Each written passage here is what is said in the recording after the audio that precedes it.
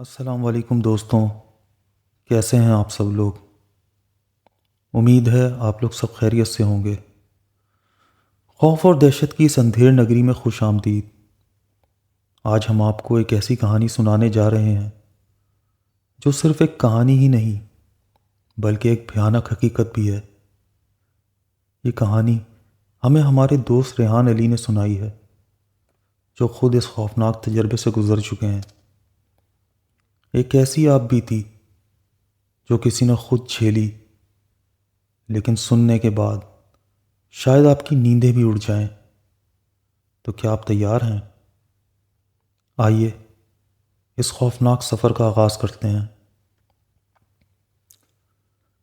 زندگی میں کچھ ایسے واقعات رونما ہوتے ہیں جو نہ صرف عقل کو حیران کر دیتے ہیں بلکہ روح تک کو بھی ہلا کر رکھ دیتے ہیں۔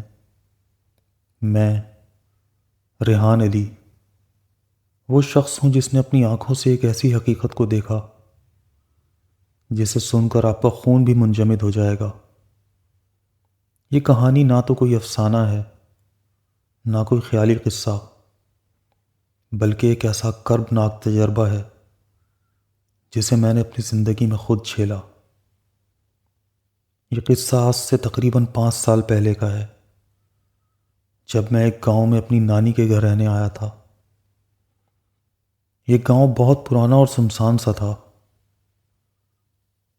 جیسے وقت یہاں تھم سا گیا ہو۔ گاؤں کی ہر چیز پر ایک عجیب سی ویرانی چھائی ہوئی تھی، جیسے یہاں کوئی نہ دکھائی دینے والی ہستیوں کی حکمرانی ہو۔ یہاں کے لوگوں میں ایک عام خوف تھا، وہ شام کے بعد گھروں سے نکلنے سے گھبراتے تھے۔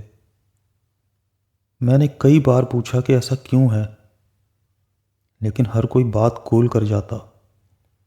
آخرکار میری نانی نے اس راز کو کھول ہی دیا۔ بیٹا، یہاں ایک چڑیل کا سایہ ہے جو رات کے وقت نکلتی ہے۔ جو بھی اس کے قریب جاتا ہے وہ یا تو مر جاتا ہے یا پھر پاگل ہو جاتا ہے۔ یہ سنتے ہی میرے جسم میں ایک سرد سی لہر دوڑ گئی، لیکن میں نے اسے محض ایک دیہی توہم پرستی سمجھ کر نظر انداز کر دیا۔ لیکن حقیقت کچھ اور ہی تھی۔ ایک رات میں نے فیصلہ کیا کہ ان باتوں کی حقیقت کو جانوں گا۔ میں نے ہمت کر کے رات کے وقت گاؤں کے باہر واقع ایک پرانے کنویں کے پاس جانے کا ارادہ کیا، جہاں کے بارے میں یہ مشہور تھا کہ وہ چڑیل کا بسیرا ہے۔ رات کا سناٹا تھا، ہوا میں سرسراہٹ تھی، اور درختوں کی شاخیں ایسے ہل رہی تھیں جیسے کوئی سایہ ان میں سے گزر رہا ہو۔ میں نے اپنے موبائل کی روشنی جلائی اور دھیرے دھیرے کنویں کی طرف بڑھا کہ اچانک میرے قدم رک سے گئے۔ میں نے یہ محسوس کیا کہ کوئی میرے پیچھے کھڑا ہوا ہے۔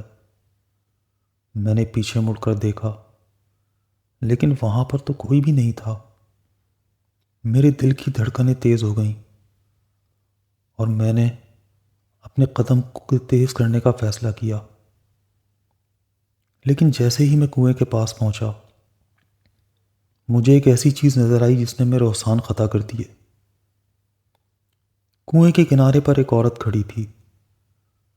اس کے لمبے الجھے ہوئے بال زمین تک پہنچ رہے تھے اور اس کی آنکھیں دہکتے ہوئے انگاروں کی مانند تھیں۔ اس کا چہرہ جھلسا ہوا تھا اور اس کے ہونٹوں پر ایک بھیانک سی مسکراہٹ تھی۔ میں پتھر کی طرح جم سا گیا۔ اس نے آہستہ آہستہ میری طرف دیکھا اور ایک ایسی خوفناک ہنسی ہنسی کہ میرا خون خشک ہو گیا۔ اس کی آواز گونج رہی تھی جیسے کوئی سوئی ہوئی روحیں جاگ رہی ہوں۔ میں نے پیچھے ہٹنے کی کوشش کی، لیکن میرے پیر زمین سے چپک سے گئے تھے۔ وہ عورت میرے قریب آ رہی تھی اور میں ہل بھی نہیں پا رہا تھا۔ اچانک میرے ذہن میں اپنی نانی کی ایک نصیحت گونجی: اگر کبھی وہ چڑیل نظر آئے تو آنکھیں مت ملانا اور چپ چاپ اپنی جگہ پر سورۃ الفلق پڑھنا۔ میں نے کانپتے ہونٹوں سے سورہ فلق کی تلاوت کرنی شروع کی۔ جوں جوں میں پڑھتا گیا وہ عورت چیخنے لگی۔ اس کی چیخوں میں اتنا درد تھا کہ لگ رہا تھا جیسا پورا ماحول لرز اٹھا ہو۔ اچانک ایک زوردار جھٹکے سے میں ہوش میں آ گیا اور خود کو زمین پر گرا ہوا پایا۔ چڑیل غائب ہو چکی تھی، لیکن اس کی موجودگی کا احساس اب بھی فضا میں موجود تھا۔ اگلی صبح میں نے گاؤں کے بزرگوں سے اس چڑیل کے بارے میں پوچھا۔ تب مجھے معلوم ہوا کہ یہ عورت کئی سال پہلے اسی گاؤں کی رہائشی تھی اور لوگوں نے اس پر بد کرداری کا الزام لگا کر اسے زندہ جلا دیا تھا، اور وہ عورت بدرو بن کر پلٹ آئی۔ جو بھی اس سے ٹکراتا وہ یا تو مر جاتا یا پھر پاگل ہو جاتا۔ میں اس واقعے کے بعد فوراً گاؤں چھوڑ کر واپس شہر چلا آیا، لیکن وہ نظارہ میری آنکھوں میں اب بھی زندہ ہے۔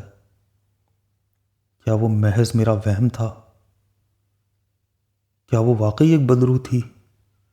شاید یہ راز کبھی کھل نہ سکے، لیکن ایک بات تو طے ہے، جب بھی میں تنہائی میں ہوتا ہوں ایسا محسوس ہوتا ہے جیسے وہ ابھی بھی مجھے دیکھ رہی ہو، اندھیرے میں، خاموشی میں، میرے پیچھے کھڑی ہو کر مسکرا رہی ہو۔ تو دوستوں، یہ تھی آج کی بھیانک کہانی، لیکن کہانیاں ہمیشہ ختم نہیں ہوتیں۔ ہو سکتا ہے کہ اگلی بار جب آپ اندھیرے میں ہوں کوئی سایہ آپ کو بھی گھور رہا ہو۔ اگر آپ کو یہ کہانی پسند آئی ہو تو لائک کریں، شیئر کریں، اور مزید خوفناک کہانیوں کے لیے ہمارے چینل کو ضرور سبسکرائب کریں۔ اگلی بار پھر ملیں گے ایک اور ہولناک حقیقت کے ساتھ، لیکن تب تک کیا آپ واقعی اکیلے ہیں؟ اللہ نگہبان۔